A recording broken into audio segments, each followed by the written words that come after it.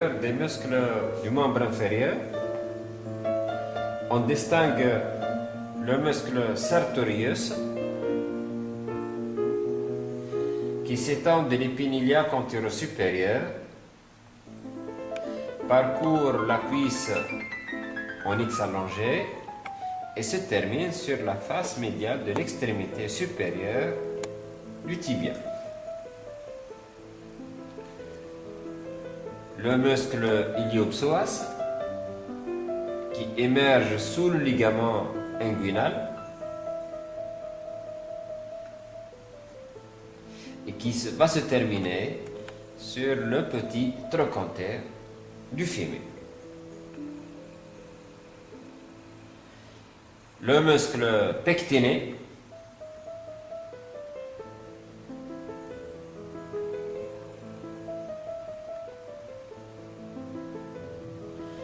sous lequel on voit les muscles adducteurs, à savoir le petit adducteur,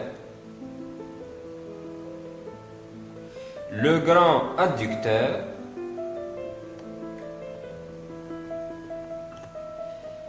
et le long adducteur.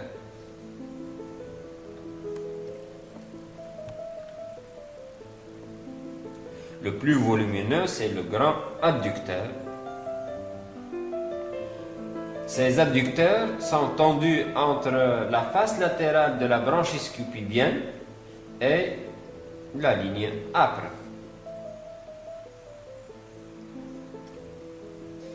Par la même vue, on voit le muscle quadriceps constitué par le vaste médial, le vaste latéral et le muscle droit fémoral qui s'étend à partir de l'épine iliaque antéro-inférieure et se termine comme les quatre chefs du quadriceps sur la base de la patella. Et à partir du sommet de la patella se détache le ligament patellaire qui va s'insérer sur la tubérosité tibiale.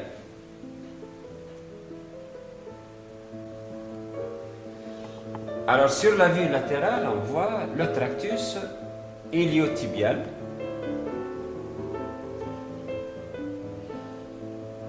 sur lequel s'insère le muscle tenseur du fascia lata qui s'étend de la face latérale de l'épine iliaque antéro-supérieure jusqu'au bord antérieur du tractus iliotibial. Sur une vue postérieure, on voit le muscle grand fessier ayant pour origine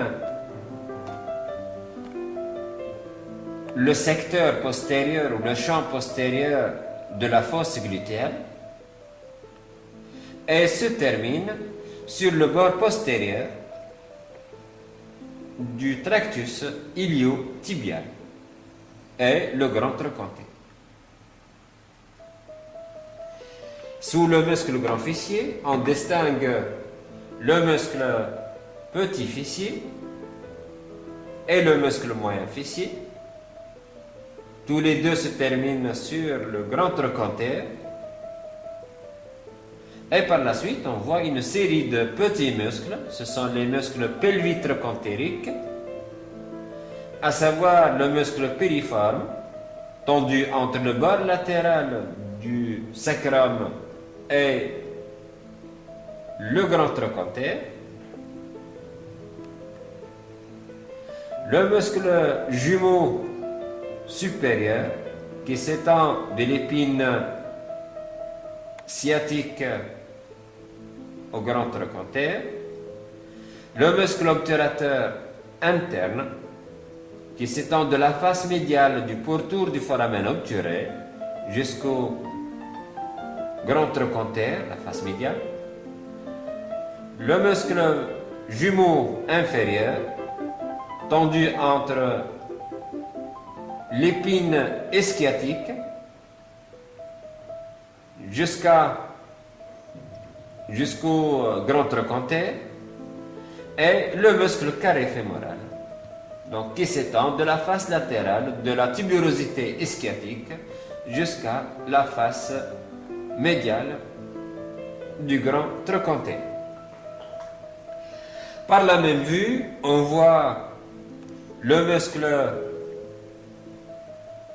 biceps fémoral, qui est le plus latéral,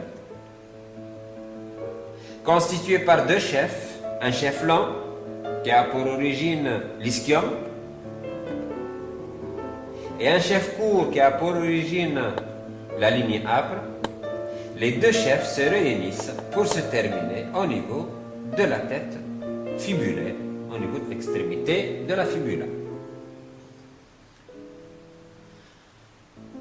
Médialement, on voit le muscle semi-tendineux qui couvre le muscle semi-membraneux. Les deux ont pour origine l'ischium et la terminaison, la face médiane de l'extrémité supérieure du tibia.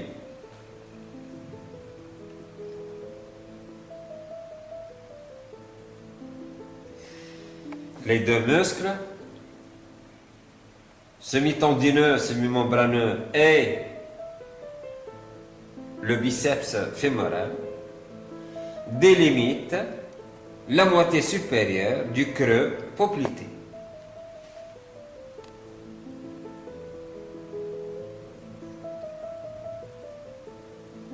Par la même vue postérieure, on voit le muscle gracile qui va parcourir verticalement la face médiane de la cuisse. Sur une vue postérieure de la jambe, on voit le muscle triceps sural constitué par trois chefs, deux superficiels, le muscle gastrocnémien avec ses deux ventres, le ventre latéral et le ventre médial. Chacun prend son origine à partir du secteur supracondylaire correspondant, donc au-dessus par rapport au condyle fémoral. Le plan profond du triceps sural se constitue par le muscle solaire qui a pour origine la ligne solaire. Toutes les fibres du muscle convergent pour constituer le tendon calcanéen qui va se terminer sur le calcaneus.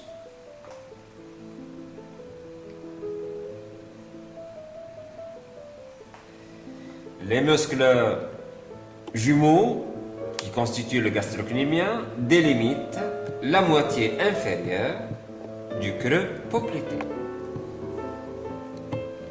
Au fond du creux poplité, on trouve le nerf sciatique poplité, la veine poplitée et l'artère poplitée. Sur une vue latérale de la jambe, on voit le muscle long fibulaire qui prend son origine à partir de la face latérale de l'extrémité supérieure de la fibula, parcourt la face latérale de la jambe, contourne postérieurement la malléole latérale et croise la face inférieure du pied pour se terminer sur la base du premier métatarsien, face inférieure. Le muscle court fibulaire prend son origine à partir de la face latérale de la fibula, parcourt la jambe, contourne postérieurement la malléole latérale et se termine sur la base du cinquième métatarsien. Sur une vue antérieure de la jambe, on voit le muscle tibial antérieur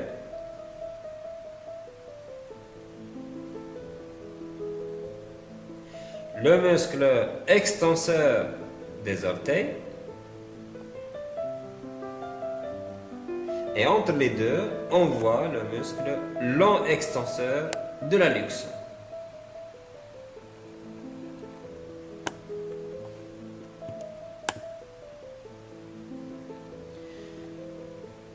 Rappelons que la face médiale du tibia est dépourvue d'insertion musculaire.